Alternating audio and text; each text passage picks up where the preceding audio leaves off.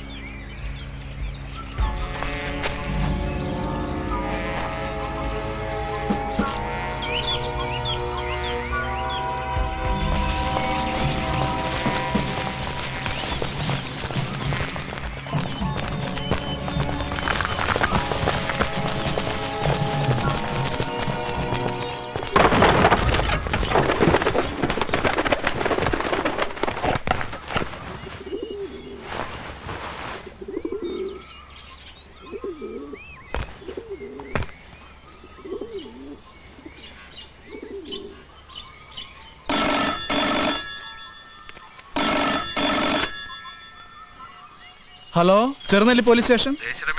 ജോസഫിനെ അറസ്റ്റ് ചെയ്തത് ശരിയാണോ? ഇല്ലല്ലോ, ഞങ്ങളുടെ അറിവിൽ അങ്ങനെ ഒരു അറസ്റ്റ് നടന്നിട്ടില്ല. പത്രക്കാരനാ ജോസഫിനെ അറസ്റ്റ് ചെയ്തോന്ന്. ഇവന്മാരിതൊക്കെ എങ്ങനെ മണത്തറിയുന്നാവോ?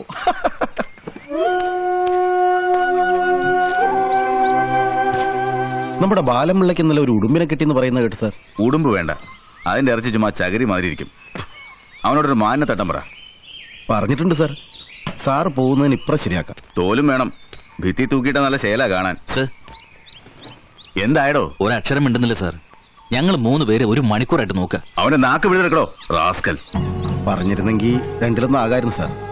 ഇതിപ്പോ ഇങ്ങനെ വെച്ചോണ്ടിരുന്നിട്ട് എന്താ കാര്യം? അവന്റെ വായിൽ നിന്നൊന്നും പറഞ്ഞു കിട്ടുമെന്ന് എനിക്ക് തോന്നുന്നില്ല. ഞാൻ തിരുവനന്തപുരത്തുനിന്ന് വിളിക്കട്ടെ, അതുവരെ നോക്ക്. ചാകരുത്. സർ,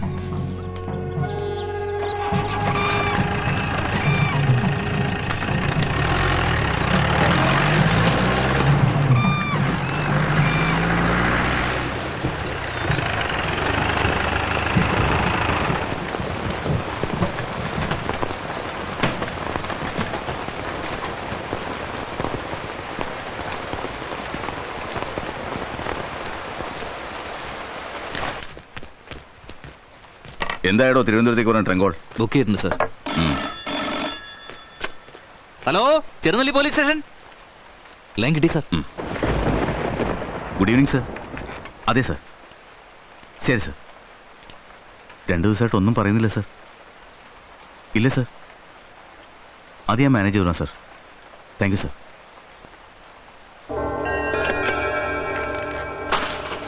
തട്ടിയേക്കാനാ പറയുന്നത്.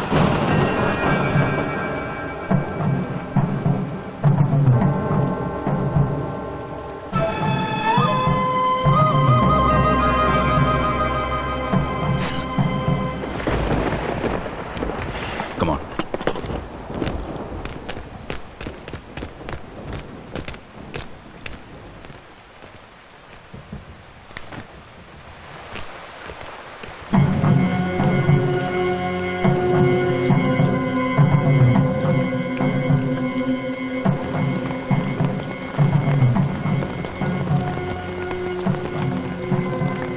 അവനെ വിളിക്കേ. രവീന്ദ്രൻ സാറേ, ഏമാൻ വിളിക്കുന്നു.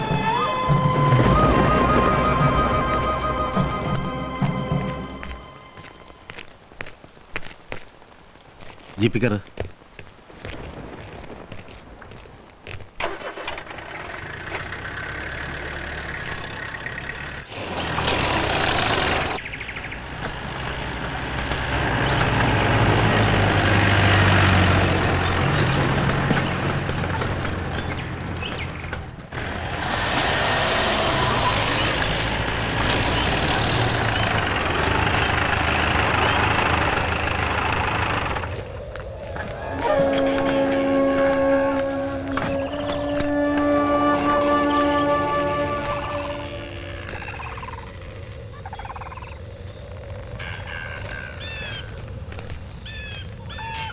വാടോ.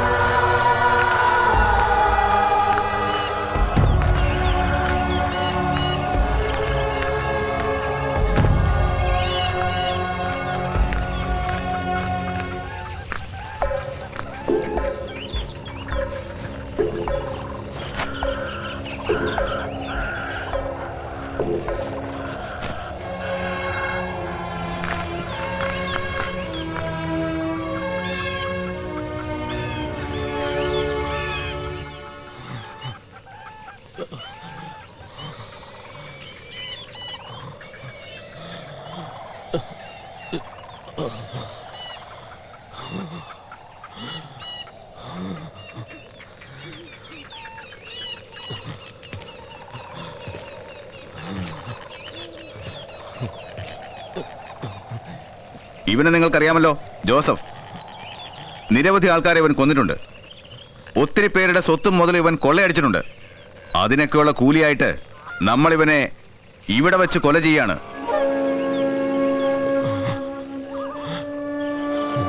നിങ്ങളിൽ ആരത് ചെയ്യും?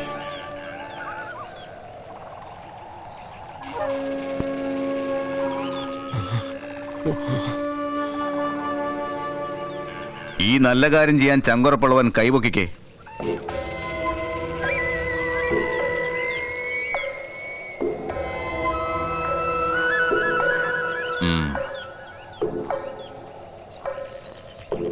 Come on!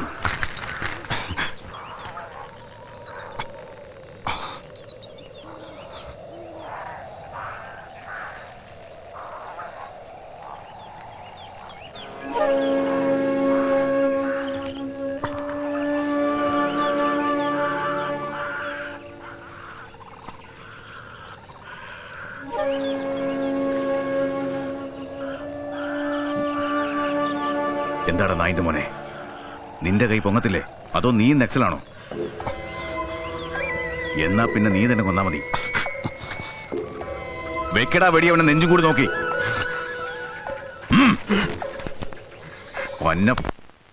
വെടി. വേണ്ട സാർ, ദൈവത്തെ ഓർത്ത് എന്നെ കൊണ്ട് ചെയ്യിക്കരുത്. നീ കൊന്നില്ലെങ്കിലുണ്ടല്ലോ, ഏറ്റുമുട്ടലിൽ ഒരു പോലീസുകാരൻ കൂടി മരിച്ചു. വലിക്കടാ കാഞ്ചി, ഇല്ലെങ്കിൽ നിന്നെ ഞാൻ തീർത്തളയും.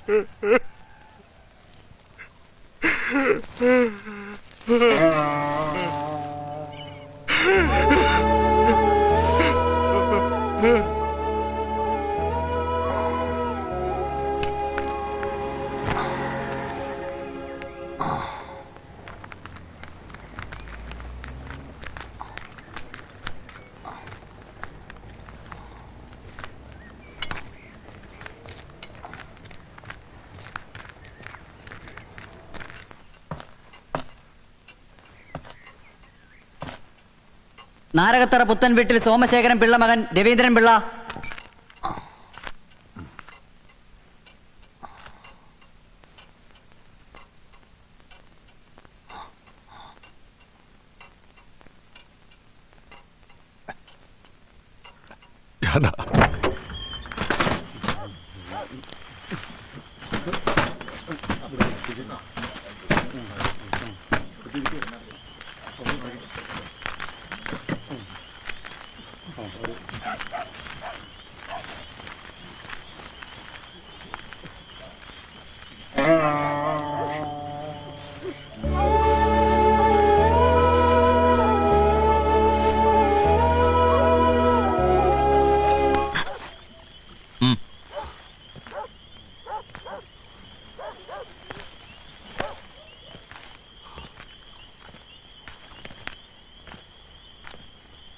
എന്താണ് നായിന്റെ മോനെ, നിന്റെ തന്തയാണ് ചത്തെടുക്കുന്നേ? ഇന്നലെ നടന്ന വിവരങ്ങൾ വല്ലതും പുറത്തറിഞ്ഞ നിന്നെ ഞങ്ങൾ പെട്രോൾ ഒഴിച്ച് കത്തിച്ചു കളയും. പറഞ്ഞേക്കാം. പറഞ്ഞ മനസ്സിലായോടാ? മനസ്സിലായോ? ഒന്ന് ഈ കഴിഞ്ഞ 35 വർഷം ഞാനിത് ആരോടും പറഞ്ഞില്ല. ഈ നെഞ്ചും കൂടിനകത്ത് അമർത്തി വെച്ചു. നിറയൊഴിക്കുന്ന നേരത്തെ സഖാവ് ജോസഫിന്റെ പ്രതികരണം എങ്ങനെയായിരുന്നു ഓർമ്മയുണ്ടോ ശ്രീ രവീന്ദ്രപിള്ളയ്ക്ക്? ഓർമ്മയുണ്ടോന്നോ? കൊച്ചെന്തോ ചോദ്യമായി ചോദിക്കുന്നത്. അന്നേരം അവിടെ നടന്നൊരു കാര്യവും മറക്കാൻ പറ്റാത്തതുകൊണ്ടല്ലേ എന്റെ ഈ 35 കൊല്ലം പാഴായത്. ആക്ച്വലി എങ്ങനെയാണ് സഖാവ് ജോസഫ് പ്രതികരിച്ചത്? എന്നെ മുഖമുയർത്തി നോക്കി ഒന്ന് ചിരിച്ചു. പിന്നെ ഒരു മുദ്രാവാക്യം വിളിച്ചു. അന്നൊരു പക്ഷെ സാറ് സഖാവിനെതിരെ നിറയൊഴിച്ചില്ലായിരുന്നെങ്കിൽ അവർ താങ്കളെ കൊലപ്പെടുത്തുമായിരുന്നോ? പക്ഷെ ഇപ്പൊ തോന്നുന്നു അതായിരുന്നു നല്ലതെന്ന്.